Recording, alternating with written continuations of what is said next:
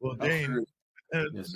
the question here is, how does this hurricane's path differ from others that we've seen? I've already had a lot of people call me from the Asheville area, talk specifically about the horrendous damage, and many of them pointed out that that is not Hurricane Alley per se. It's not an area that normally attracts storms. Can you help us understand this?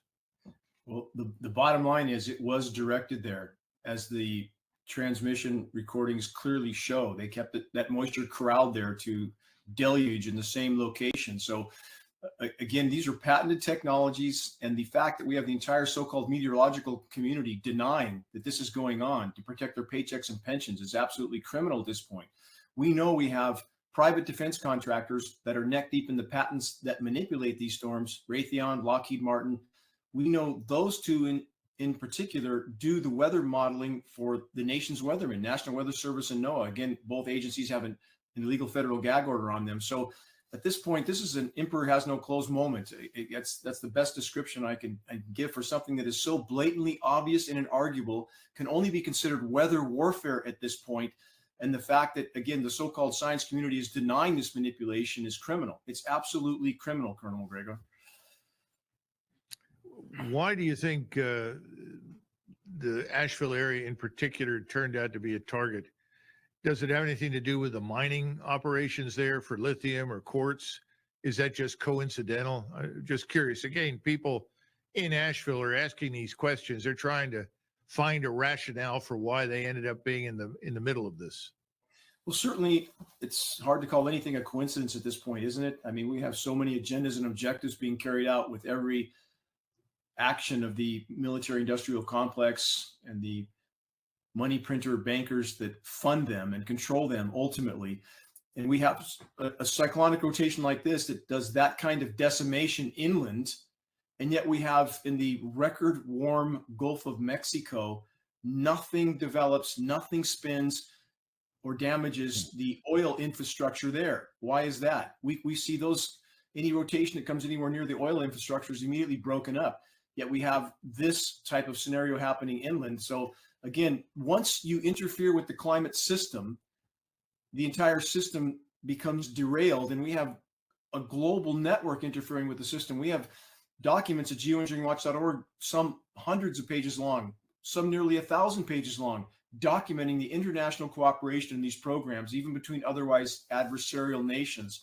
So again, they will try to hide and deny these programs until the last possible hour, Colonel MacGregor, because if the public realizes the entire weather system has been derailed and is being manipulated, and no weather cataclysm can then be said to be natural, which means that you can't deny the connection of climate engineering for any event anywhere, the liability issue is incalculable. And so again, even this one issue that just happened in the Carolinas, how could you possibly even calculate the liability issue there when hundreds of people are still missing? I believe 100 already officially declared dead, but 100 still missing.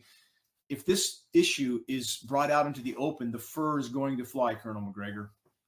If you can do so, could you tell us about some of your recent discussions, conversations, briefings that you've had with political leaders from the states in question that have asked you what you think?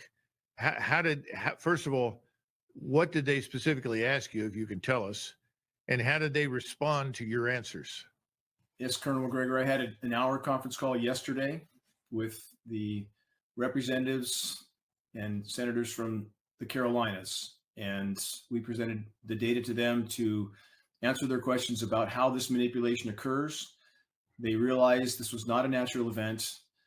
They're trying to digest the fact that their states were literally under assault from weather modification operations that are clearly connected with DoD operations, and we can speculate again on the agendas and objectives being carried out, but the fact that the storm was manipulated is absolutely inarguable.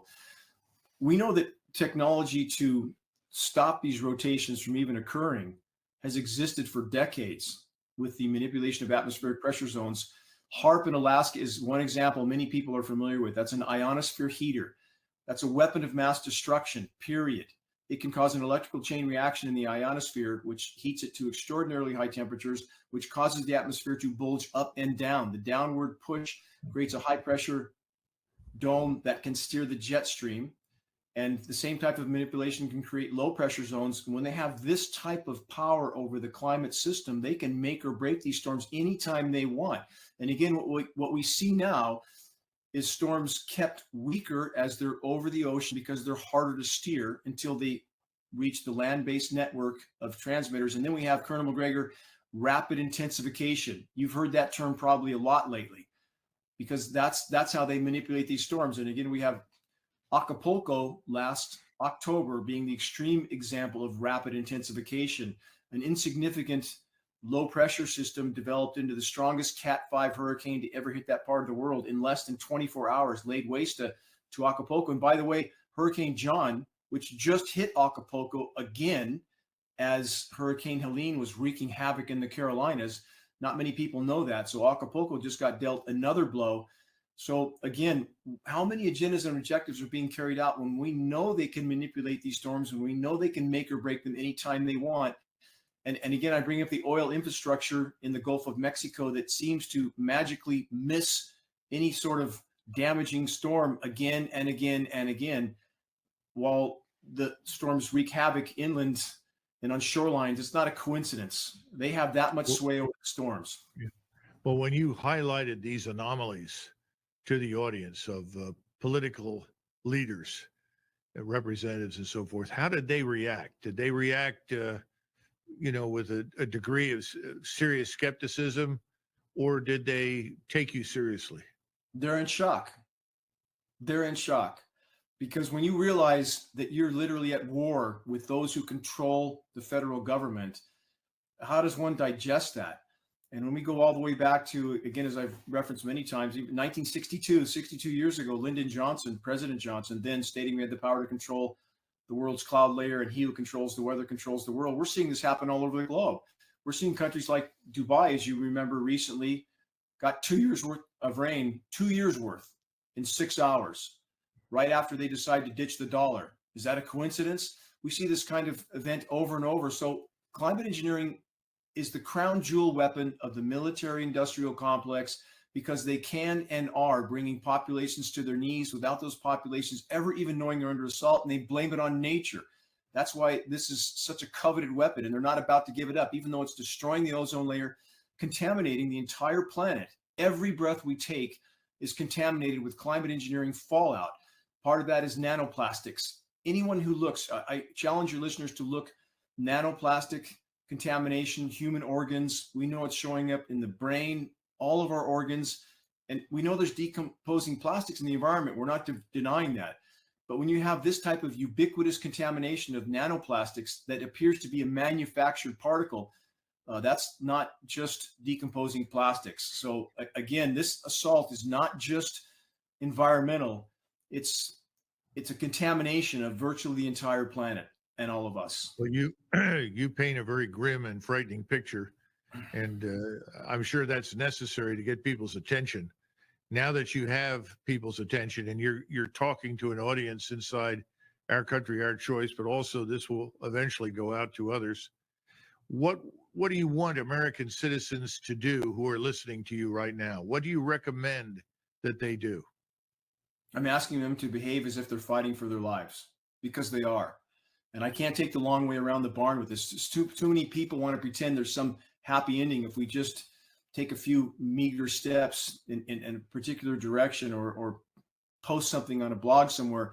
We have to absolutely bring this issue out into the full light of day. That's the only chance we have of stopping it from the inside out, so that those participating, and this is so very key, our military brothers and sisters and defense industry families and participants there, so that they understand that they're participating in their own near-term demise. We have to push this issue out into the full light of day, Colonel MacGregor.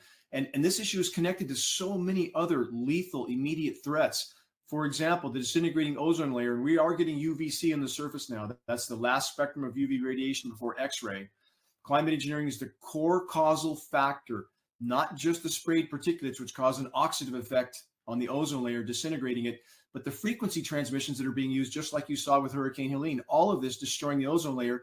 Now we're susceptible to a CME, a coronal mass ejection, because we don't have the atmospheric protection. Not only is it frying plants, foliage, insects, plankton, but we're susceptible to a large coronal mass ejection, which would shut down grid power around the globe, which would cause nuclear power plants to not be able to cool themselves. And now we have Fukushima times 100 or 200. So from every conceivable direction, what's happening in our skies holds all of our futures in the near-term balance.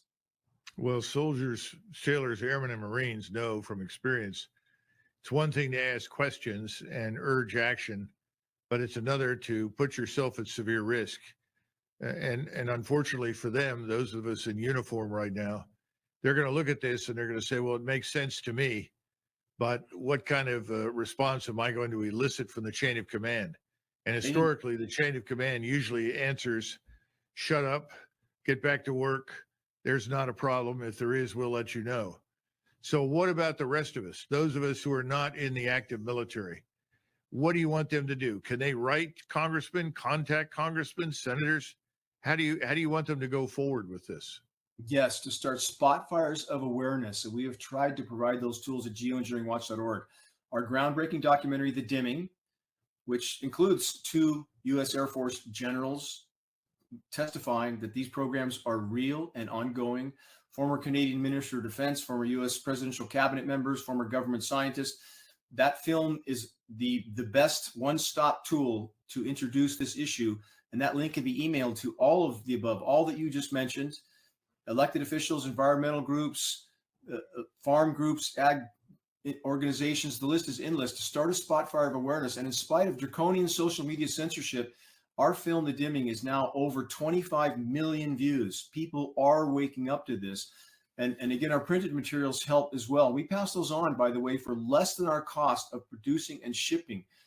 Our only goal, my only goal, is to see this nightmare in our skies exposed fully once and for all and brought to a halt so that the planet can respond on its own to the damage done and not continue to sink with this toxic straitjacket of climate engineering. How many blue skies do you see, Colonel MacGregor? Do you see any where you're at? Because we don't see any true blue skies here. At best, it's silvery white.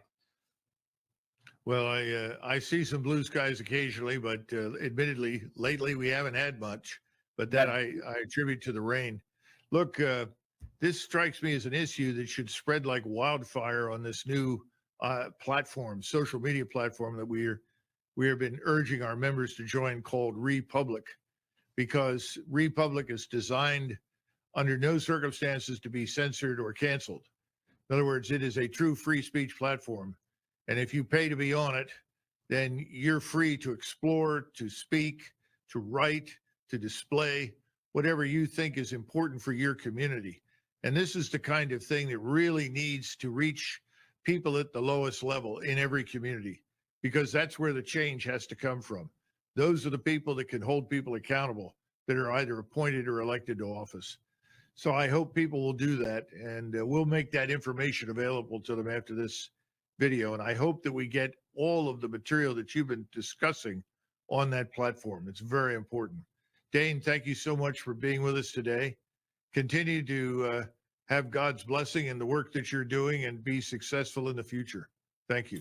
Thank you, Colonel MacGregor. And I stress to your listeners, your viewers, that there is no place to hide from what's taking place in our skies. Every breath we take, every bite of food, every drink of water, all of it is absorbing the contamination from what they're doing in our skies, and it's affecting the planet's ability to grow crops, forests, fisheries. They're all collapsing. Many causal factors. We've been bad stewards of the planet, but there's nothing that compares with what they're doing intentionally in our skies. So thank you and your staff and your platform for helping us to sound the alarm.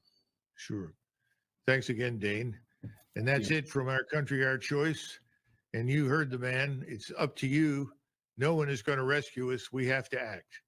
Thanks so much. Bye-bye.